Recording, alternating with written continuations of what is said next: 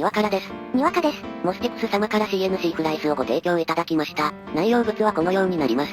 早速組み立てましょう。こちらが説明書になりますが全て日本語に翻訳されています。図も明瞭でわかりやすいです。まずは本体の土台部品を作ります。重要ポイント以外は倍速カットで進めます。次はテーブルです。スクリューとテーブルのアタッチメントを取り付ける際に、アンチバックラッシュナットなるものを取り付けます。バネをねじ込みます。ねじりながら入れると入ります。これをアタッチメント内に収まる位置で付けます。バネを押し込みながらネジを回して入れます。ここら辺の位置に来たら OK です。次のポイントまで倍速。テーブルに土台を取り付けます。土台は裏返した方がやりやすいです。テーブルは土台と平行になるように固定します。ここは精度に直結します。ちょうど良い角材を挟みます。こんなんで精度出ますか？本気で精度を求める場合はパラレルブロックを使ってください。高いので私は買っていません。もう一辺はサイドのパーツを使います。中心も大体取れています。中心は厳密に取る必要はありませんからね。左下に押し当てながらネジ止めします。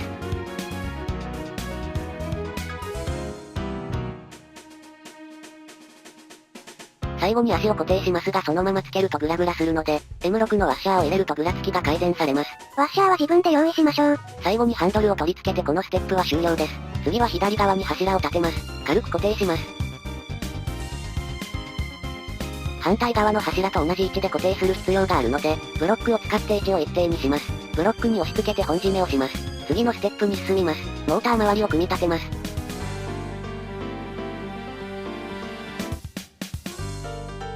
こちらもアンチバックラッシュナットを入れます。先ほどと同程度の力で押し込みます。こちらは深めですね。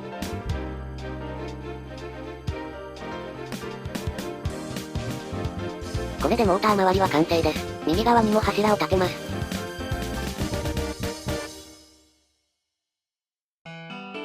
モーターはついていたのでコントローラーを取り付けます。あと少しです。最後に配線をします。説明書の通りに配線をするだけです。基板側にも印字があってわかりやすいですね。モーターの配線は左が黒、右が赤でした。使用するエンドミルでも変わるかもなのでどちらの回転にするかはテストした方がいいです。組み立ては終わりです。早速切削しましょう。切削用のデータをフュージョンで生成します。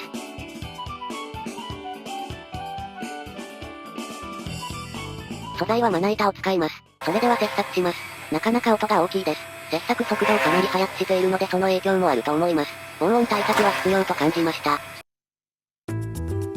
切削が終わりました。薄い削り残しがありますよ。切削データの設定ミスなので気にしないでください。切削速度的にバリが多く残ったので、バリを取りました。左が CNC で右が 3D プリントです。どちらも同じモデルを使っています。簡単に精度を比較してみましょう。円柱の直径を 10.4、ギアの内径を 10.6 でモデリングしています。右側の円柱も 10.4 です。少し右の方が回転は悪いですがどちらでも問題なく回っていますね。次は 3D プリントしたギアです。こちらもバリ取り済みです。取り付けがきついです。あまり回転もしませんね。右側でも見てみましょう。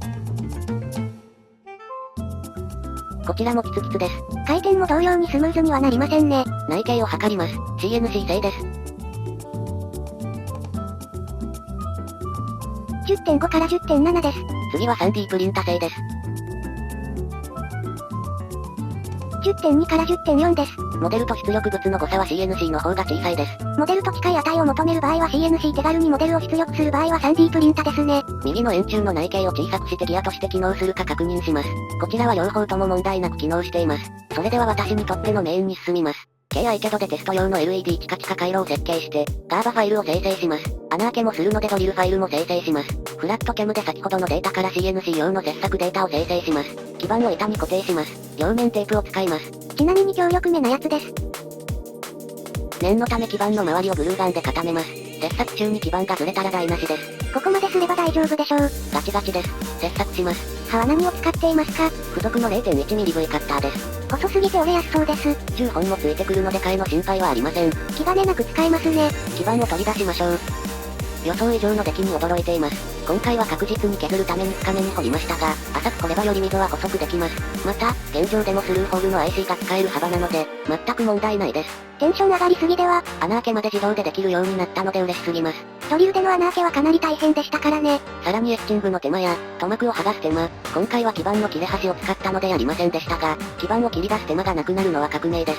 そう聞くとかなり楽になりますね。さらに両面実装も可能になると考えています。台形を真四角に切ることができるので、固定ジグを作れば面を裏返す時のズレをなくせます。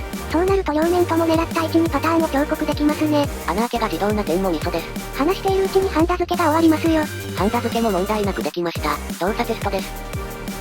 修正なしの一発で動きました。エッチングのように溶け残りがないのはいいですね。スルーホール部品なら CNC、両面実装 IC を使うならエッチング、で使い分けていきたいです。ということでレーザーも使ってみます。付属のレーザーは出力が 5.5W と強力です。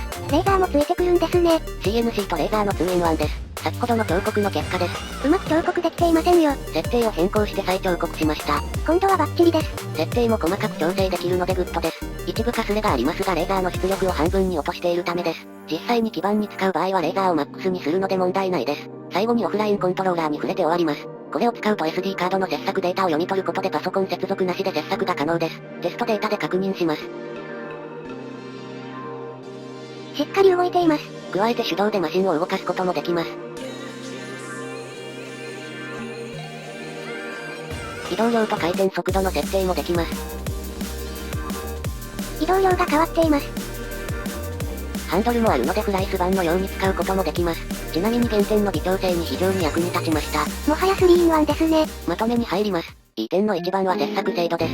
実装基板図を CNC 用に調整はしなかったので出来上がった基板を見た時は驚きました。調整しないとうまくいかないと思っていましたからね。あとは書かれている通りです。細かい点ではハンドルが便利です。今回は基板ギリギリにパターンを彫刻していたので、原点の微調整がハンドルのおかげでかなりやりやすかったです。悪い点の一番は騒音です。回路切削時は許容範囲でしたが、まな板の切削時はうるさく感じました。使用環境や用途によっては防音ボックスが欲しくなりますね。細かい点は切削データ作りです。新しく作成方法を知る必要があるため初見では手間に感じました。とは言っても新しい設備導入では当たり前のことなので他の工作機器にも言えることです。感想、なんやかんや言っても便利。悪い点のほとんどは導入時のものなので一度導入して使い方も分かれば問題にはなりません。価格は約4万円なので自分がどのように使うかをよく考えてから購入した方がいいです。購入の際はぜひ概要欄のアフィリンクからお願いします。モスティックス様からのご提供でしたね。このレビューがご参考になれば嬉しいです。それではまた、のし。